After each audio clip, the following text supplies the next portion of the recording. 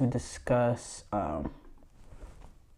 the U.S. men's Olympic soccer team and whether or not that they can medal at this summer's Olympics. Because, the U.S. men's national team, or their Olympic national team, has qualified for the Olympics. This is the first time that they've been in there since 2008. And you know what's the crazy thing is?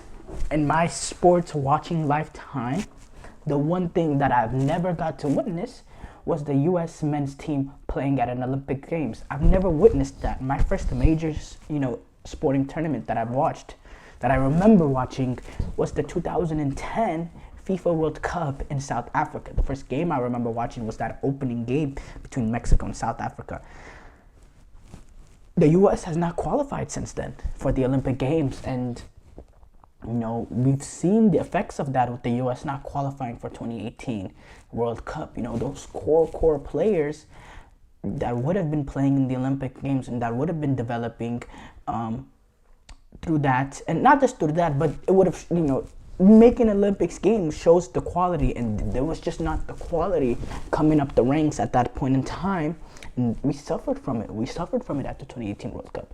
Now the quality is getting much better, and we're able to qualify for this summer's Olympics, and I think this is another run of Olympics that we're going to qualify in for a while, because quality is getting produced now in the American game. There's some young players coming in. We just saw Kevin Sullivan, a 14-year-old, get his debut.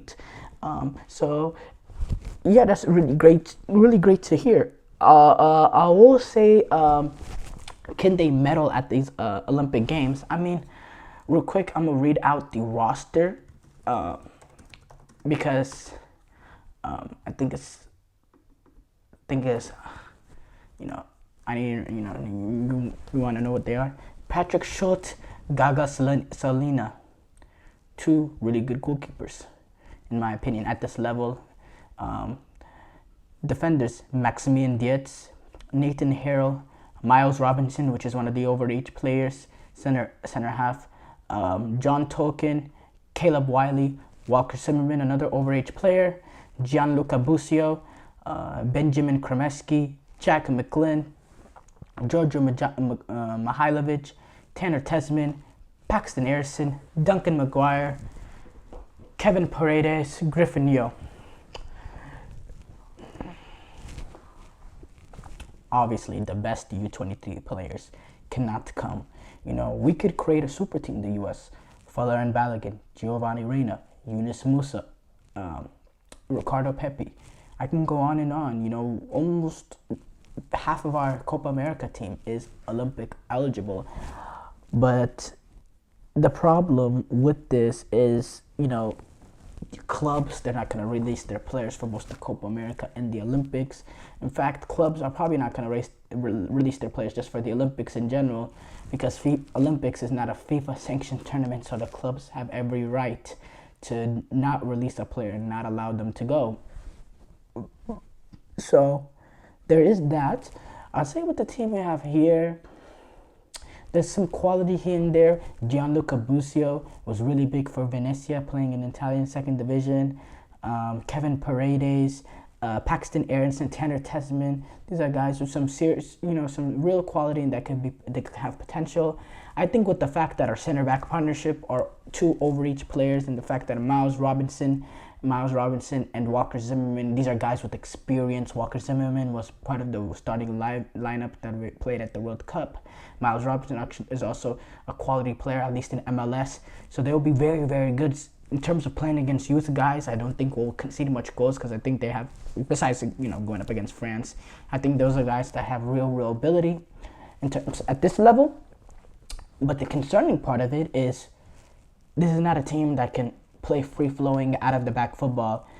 Those two are players that are not comfortable on the ball. Giorgio Mihailovic, he's one of the other overage players. I just think, he's meh. I mean, he's not an overage player that will take you over the top. In fact, I don't think we're going to be able to. I don't think we're going to watch the game and really be able to realize that he's much of an overage player. I think he kind of fits to the level of all the players at right now. which I mean, he's only 25, so he's not old himself. But still, this is not someone that will really take us over the top at these Olympic Games. No, he's not. He's a guy with some quality. He has a little bit of ability to move the ball and push it forward in terms of being a little bit creative. He's good on the ball, but he's not a big game changer. I told you about Tanner Tessman, Paxton Aronson. These are guys with real quality. Kevin Paredes as well. Problem is, we have some decent wingers, right? But the number 9, Duncan McGuire, he has no real quality. His back to goal is not that great. He doesn't have technical ability to play in tight spaces. His finishing is okay. There's nothing that he's great at. He's just okay at everything. He has a good work rate, and he'll work hard, and he'll press, and he'll run around and all that.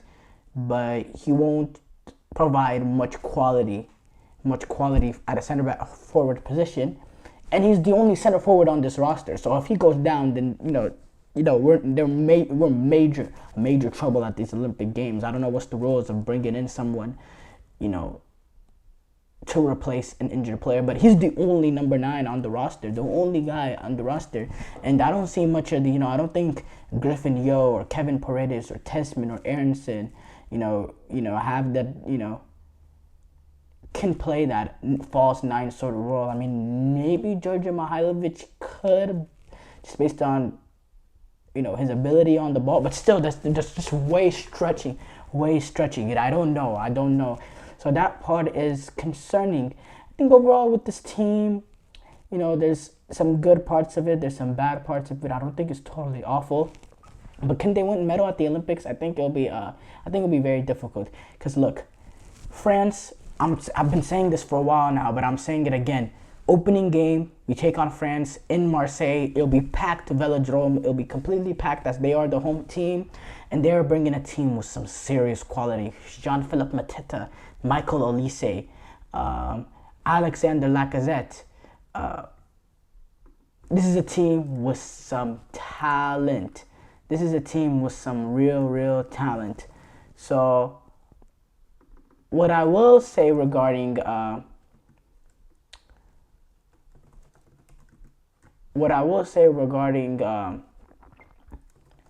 that opening game, brace for impact. Just brace for impact. All fans, don't expect much. And anything we get,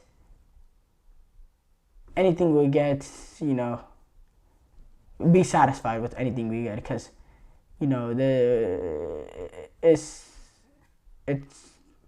it's gonna be bad. We hope not. But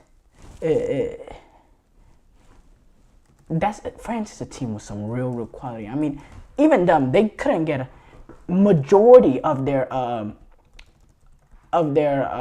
players. They couldn't get a majority of their players, but they're still able to field a really strong squad.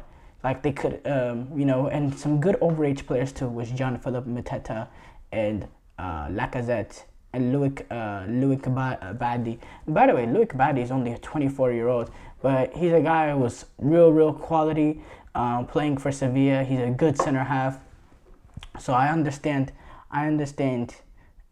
involving him in the squad. Ryan Cherki also, real quality there. So that is my opinion. Them and Argentina, because Argentina also took an extremely loaded squad. They have the likes of Thiago Almeida in there. They have experience with the likes of Nicolas Otamendi. They happen to get a lot of their top U23 guys, and they are also able to get Julian Alvarez. They were able to convince Manchester City to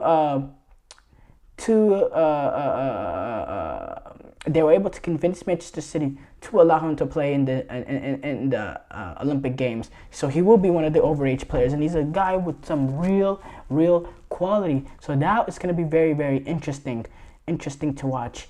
I'm very excited to watch him and Alameda, and they are also a gold medal contender alongside France. Spain is also taking a decent squad, not as strong as the squad that they took last Olympic Games, where they basically took, they're literally top guys, because a lot of their top U23 guys were playing already at the a lot of their U23 guys were already playing at the inside La Liga, and there's a rule that Spanish teams have to release their players for Spanish Olympic soccer. That's a La Liga rule, and they were able to build a super team, and they brought in, some good overage players like Mikel Merino, and they were able to convince clubs like Leipzig to bring in Dani Olmo, and they didn't win it all. They ended up finishing second place to Brazil. But it just showed that they were able to bring in a lot of good quality guys, and I think that they'll in this Olympic Games, they don't have that sort of players, but they still have the likes of Eric Garcia and Pau Cubarasi, and they brought in some decent guys, and Fernin from Barcelona, and they brought in some decent guys, so they'll be a factor there. I think Japan, they always do well in these Olympic sort of formats. They're able to take pretty strong teams of guys that are playing within their domestic league. So, look, can the U.S. medal? Once you get to the semifinals, you find yourself in a position that you only need one game. You need to only win the semifinal or win the third place match. But the problem that the U.S. Olympic soccer team has is that, they're not going to win the group with France in it. I mean, I'm just realistically thinking they're not going to win the group with France in it. And if Argentina end up winning their group, because they're in Group B, and if they end up winning the group with the quality that they have, Argentina and the U.S. find themselves on a collision course to play in that quarterfinal. I think the most realistic point is that's when the U.S. go. I think U.S. will get past New Zealand and Guinea, but going up against Argentina, that's a strong team that they have in terms of Olympic play. I think that's when it goes. So I think it's very unlikely that the U.S. men's Olympic team medals at these Olympics. With the team that we're taking, I think it's not very unlikely, but unlikely. Obviously, something could happen, and maybe Argentina don't win their group, or maybe the U.S. pull it out. They dig in and play for a draw in that opening game, and maybe win on superior goal difference. But win the group on superior goal difference, who knows? But yeah, I think it's unlikely that the U.S. men's Olympic team medals at these summer's Olympics.